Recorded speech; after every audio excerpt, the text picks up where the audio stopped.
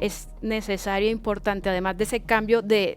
relacionamiento transaccional a transformacional, una participación efectiva de las comunidades, y esa participación efectiva pasa porque las comunidades cuenten con una información eficaz y real de qué es un panel solar, cómo funciona un panel solar, cuánto dura una batería. La comunidad, la gente, participando activamente desde el momento en que se proyecta tomar decisiones de política pública. No una empresa llegando a territorio diciendo, este es el proyecto que voy a desarrollar, aquí te lo presento, te lo informo, te gusta, no te gusta, sino muchos pasos más atrás, donde la comunidad efectivamente y la ciudadanía tiene una voz y una incidencia en la toma de decisiones de política pública.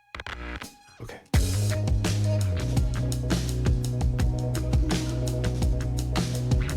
Hola, bienvenidos a un nuevo episodio de nuestro podcast Visión Caribe, Energía con Propósito. Hoy tenemos un tema muy interesante que tiene que ver con los análisis de contexto del territorio para el desarrollo de proyectos energéticos, y para eso tenemos hoy a una experta invitada, otra mujer que le da más power femenino a nuestro podcast de Caribe Potencia Energética. Ella es Ariana Espinosa, trabaja en INSUCO, es su directora país de INSUCO Colombia, una organización que lleva muchísimos años de experiencia en el país, en el análisis de los contextos territoriales, en el análisis de cómo la participación ciudadana, la sociedad civil es relevante y es fundamental para poder generar una visión de desarrollo compartido con diferentes sectores, especialmente el energético, y bueno, una comprensión muy profunda del contexto del Caribe colombiano en la actualidad. Entonces vamos a tener una entrevista muy interesante. Vamos a dar inicio y recordemos que este podcast es un trabajo en coordinación y en alianza entre Caribe Potencia Energética y el grupo Prisa Media. Ariana, bienvenida, muchísimas gracias por aceptar nuestra invitación y acompañarnos en este tema que es supremamente interesante e importante para el desarrollo del sector energético en general en el país, pero pues obviamente con un enfoque de territorio Caribe, así que bienvenida. Muchas gracias, María Paula, muchas gracias a ti por la invitación, a Caribe Potencia Energética, que celebramos desde INSUCO esa alianza, también al grupo Prisa Media por esta oportunidad. Bueno, vamos a entrar un poquito en tema, y nosotros llevamos una serie de entrevistas conversando acerca de los retos, de las oportunidades, como muy desde el punto de vista técnico, de política pública del sector energético, para poder materializar todo ese enorme potencial energético que tenemos en el Caribe y traducirlo en, obviamente, mejoramiento de calidad de vida. Pero hay un aspecto que es, digamos, tal vez uno de los más relevantes, que están, yo no diría es una barrera, pero sí es un reto, es algo de lo que hay que hacerse cargo, que se está convirtiendo en una dificultad entre la planeación de lo que puede suceder en territorio, en proyectos, etcétera, y lo que se logra materializar, y son, digamos, las diferentes conflictividades sociales y contextos territoriales para materializar los proyectos. Entonces, quisiéramos empezar por preguntarte cuáles son, digamos, como esas particularidades desde el punto de vista de la sociedad civil y de los contextos de los territorios que están dificultando un poco la implementación de proyectos en los tiempos y en las oportunidades que tal vez se necesitan desde la política pública. Por supuesto, María Paula. El Caribe, como saben, y ya ustedes seguro lo han hablado en otros episodios del podcast, tiene un gran potencial en términos energéticos para el Caribe mismo y para Colombia. Hemos visto que con la transición energética, la posibilidad de generar otras fuentes de energía, eólica, fotovoltaica, ha tenido sus complicaciones cuando llegan a territorio, y parte de eso es por la apropiación social de esas mismas energías en territorio. Nosotros como INSUCO hemos venido trabajando en la importancia de generar modelos distintos de aproximación social o de relacionamiento social en territorio, tanto del sector público como del sector privado. Buscamos y creemos que para no repetir relaciones o brechas anteriores o históricas con otros modelos de producción de energía, es importante que se transite de un relacionamiento transaccional a un relacionamiento realmente transformacional. Poder hacer que la llegada de proyectos energéticos que son bienvenidos desde lo que traen también para el medio ambiente de la región Caribe como del país, sean también aprovechados por las comunidades y por los territorios donde se van a desarrollar, con una distribución de beneficios que implique desarrollo positivo, social y económico para las comunidades. Es un trabajo que nos toca hacerlo entre todos los actores que estamos ahí, desde el sector público, las empresas con el sector privado, las comunidades, la sociedad civil, y es poder generar un desarrollo transformacional y con proyectos a largo plazo dentro de los territorios donde se van a desarrollar esos proyectos de energía, nos va a permitir que esta nueva transición energética, que bueno, ya no es tan nueva, pero que se viene dando y que cada vez nos llega más al Caribe, y estos nuevos proyectos que están llegando, fotovoltaicos y eólicos, sean realmente apropiados por la comunidad. Y ahí hay un punto importante, y es que para que la ciudadanía pueda participar y se haga parte del desarrollo económico y social a través del desarrollo del potencial energético que tiene el Caribe, es necesario e importante, además de ese cambio de relacionamiento transaccional a transformacional, una participación efectiva de las comunidades dentro de la formulación, de la planeación y de la ejecución de los proyectos. Y esa participación efectiva pasa porque las comunidades cuenten con una información eficaz y real de qué es un panel solar, cómo funciona un panel solar, cuánto dura una batería, cómo una comunidad energética puede vender extras de energía a la red, cómo se conecta, cómo esa energía además me va a ayudar a mí en mi casa a reducir una tarifa, por ejemplo en el Caribe que vemos unas tarifas fuertes, cómo vamos a dejar de evadir, de pagar una factura ya en el día a día a través de estas nuevas fuentes de energía renovables que vienen al país. Muy interesante. Hay un concepto que a mí, pues digamos, me gusta y me convence muchísimo, pero démosle un poquito de contenido, porque a veces las palabras suenan rimbombantes, pero no les damos el contenido como que se merecen. Y es este concepto de la transición energética basada en las personas o centrada en las personas. Y cuando hablamos de la transición energética centrada en las personas, hablamos un poco de esas garantías de participación ciudadana procedimental y de planeación, es decir, la comunidad, la gente participando activamente desde el momento en que se proyecta tomar decisiones de política pública. No una empresa llegando a territorio diciendo, este es el proyecto que voy a desarrollar, aquí te lo presento, te lo informo, te gusta, no te gusta, sino muchos pasos más atrás, donde la comunidad efectivamente y la ciudadanía tiene una voz y una incidencia en la toma de decisiones de política pública. Entonces yo quisiera que tú nos contaras un poco más sobre esas garantías de participación que hoy, en el 2025, tienen un enfoque muy diferente, nos tenemos que adaptar a ello, y que son garantía de que los proyectos efectivamente después puedan llegar de manera más armónica. Sí, a nivel colombiano, yo creo que normativamente, en términos de garantías para la participación efectiva, estamos muy avanzados en comparación a otros países de Latinoamérica al menos. Tenemos regulación en torno a consulta previa, con ciertas características y discusiones que podríamos tener sobre la regulación de consulta previa, sobre mecanismos de participación, sobre el acuerdo de Escazú, estándares como EIT internacional, donde lo que buscamos o lo que busca el país es la participación efectiva de las comunidades. Pero ahí nos enfrentamos con brechas históricas. Es cuando tú lo mencionabas, una empresa llega a territorio, necesita garantizar que las comunidades participen, pero nos encontramos con comunidades que están esperando que una empresa supla necesidades históricas o vulnerabilidades históricas que quizás es un Estado o un sector público quien tiene que entrar a suplir. Nos enfrentamos con otro tipo de brechas y es información real y veraz de lo que implica el desarrollo de un proyecto energético y que las comunidades o la gente del común, los ciudadanos que vivimos en los territorios, no siempre tenemos la información completa de todo lo que implica el desarrollo de un proyecto. Y para poder participar, como te mencionaba, si bien normativamente, incluso comparándonos con otros países de Latinoamérica, podemos estar ser pioneros en temas de normatividad, una ley 1715, por ejemplo, que regula las renovables con mecanismos interesantes también de participación. Todavía hay brechas de desarrollo social y económico en territorios que no nos permiten llegar a ese nivel de participación que quisiéramos. Y ahí vuelvo al punto de los actores que estamos en territorio, no solo las comunidades, pero sociedad civil también, sector público, sector privado, tenemos que ser copropietarios de de estas soluciones de desarrollo energético, renovables, por supuesto, que aprovechamos la potencia que tiene el Caribe, los vientos con más altura y más rapidez que a nivel mundial, la potencialidad solar para desarrollo de proyectos de energía fotovoltaica, el carbón y el gas que también está en la región.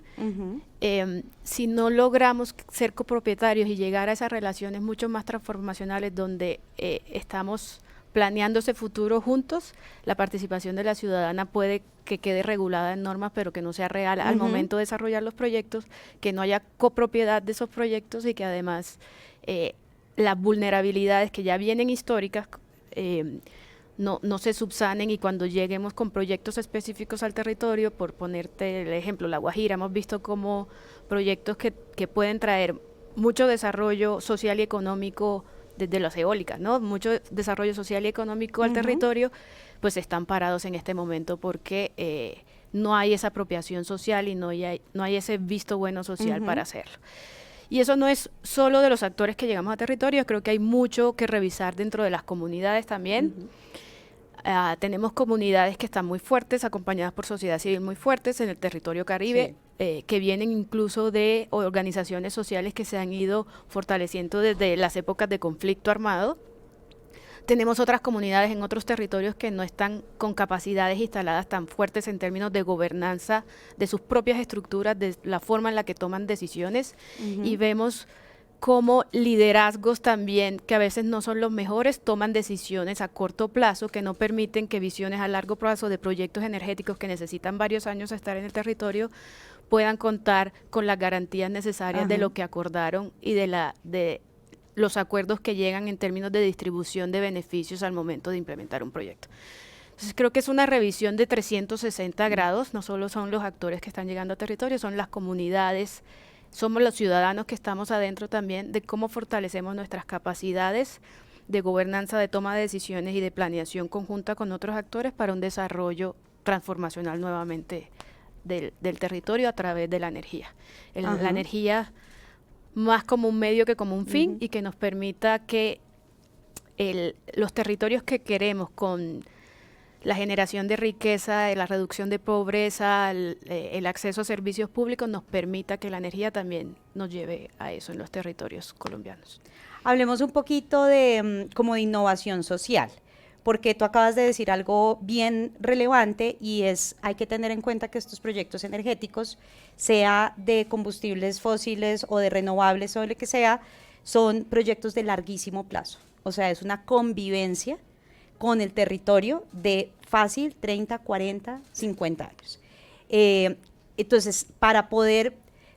tener esa legitimidad desde el inicio del proyecto, pero lograr sostenerla en el tiempo, que es otro de los grandes retos, porque a veces hay viabilidad para arrancar, pero me empiezo a encontrar como en el matrimonio, con un reto a los 2 años, a los 5, a los 10. Entonces, comprendiendo que estos son este tipo de proyectos que realmente se incorporan a los territorios y conviven y coexisten con ellos, a veces tenemos que pensar un poquito fuera de la caja. No nos sirven los modelos tradicionales. Y hemos empezado a hablar de modelos de relacionamiento y escuchar innovadores como los modelos de propiedad compartida, de propiedad accionaria compartida con la comunidad. Cuéntanos un poquito de eso y qué recomendación a las empresas y a los gobiernos también, porque esto viene o puede venir también de un marco de política que guíe ese camino. Innovación social, cómo hacer para que logremos no solamente llegar, sino sostener una relación de largo plazo que sea beneficioso para todas las partes en este tipo de proyectos. Miren, nosotros en INSUCO estamos en 15 países a nivel mundial, y hemos visto que en términos de innovación social, sin tratar de traer modelos de afuera que nos sirvan, yo soy cincelejana, sucreña, y lo he visto también cómo funciona en el Caribe, respetando además las particularidades culturales que tiene el Caribe colombiano, que creo que es importante. La data, la información real de cómo vamos en los territorios nos sirve mucho para la apropiación de los nuevos proyectos de energía o los nuevos proyectos que lleguen a territorio. Nosotros, después de muchos errores y pruebas, sabemos que si nosotros hacemos un diálogo y una visión y una planeación a largo plazo alrededor de datos de cómo está el territorio y se genera diálogo alrededor de eso, acuerdos alrededor de eso, con un diálogo monitoreado, con unos compromisos monitoreados, es como ese eje social que es tan importante para el desarrollo de proyectos tecnológicos energéticos pueden llegar con compromisos a largo plazo, respetándolos de todas las partes, ¿no? De sector privado, sector público. Es revisar datos de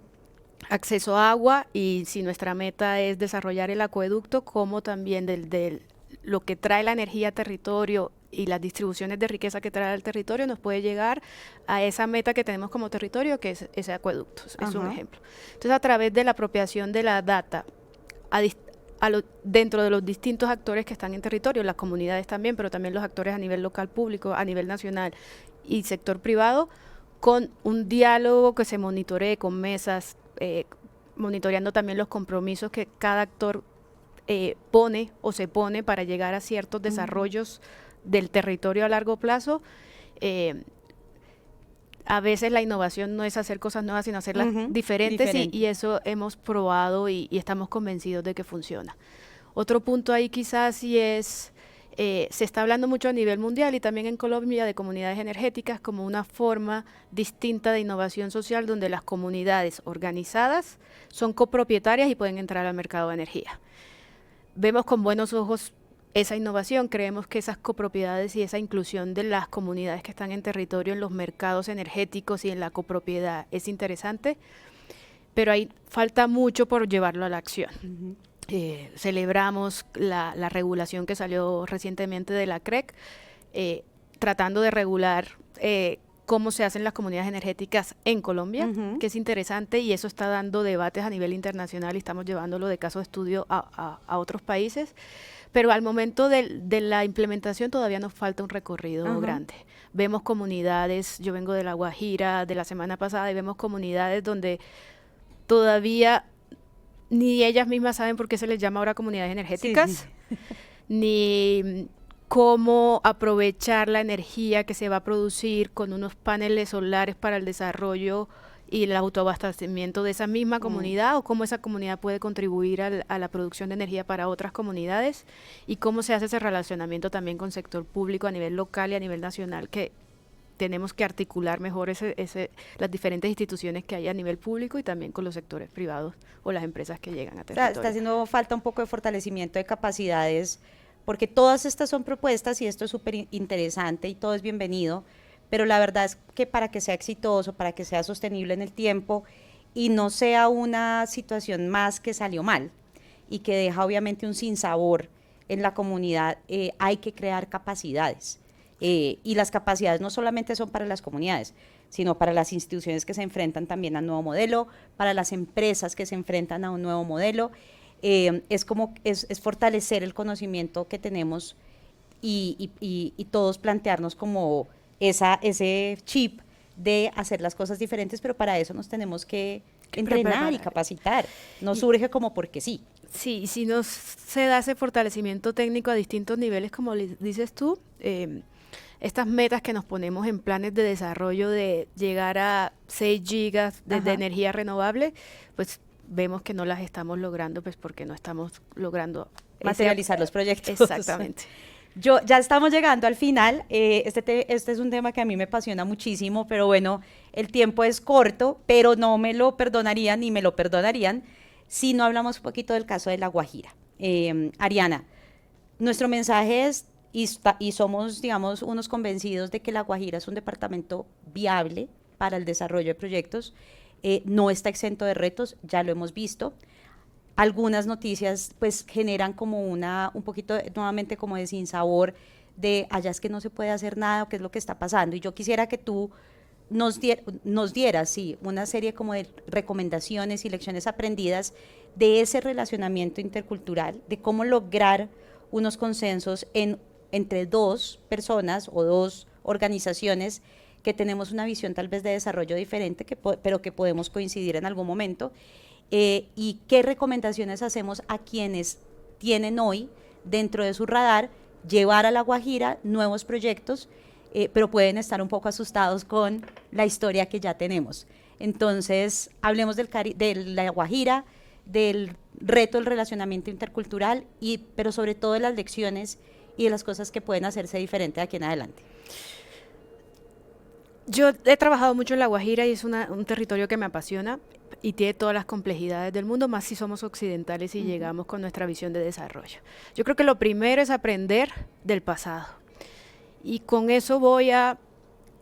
la semana pasada que también estaba en La Guajira, me decían, es que La Guajira ha pasado por varias bonanzas energéticas, el carbón, el gas, y eso en territorio no se ve como bonanza, sino como malanza. ¿Cómo hacemos que la llegada de nuevas energías renovables permitan que eso sí sea una bonanza para el desarrollo del territorio? Y eso pasa por, otra vez, intentar no hacer acuerdos a corto plazo transicionales que nos permitan ciertos avances en nuestros proyectos de forma muy rápida, sino que nos sentemos a pensar el territorio con quienes lo habitan a través de su cultura para hacer de verdad desarrollos de proyectos transformacionales para el territorio. Una vez fortalezcamos el territorio, lo desarrollemos, lo acompañemos a desarrollar social y económicamente, ese mismo territorio va a responder también mejor a la llegada de nuevos proyectos energéticos o de otra índole. Aprender de esas negociaciones anteriores, cómo se han hecho, de la dificultad que tenemos de liderazgos, de incluso corrupción que ha pasado por el territorio,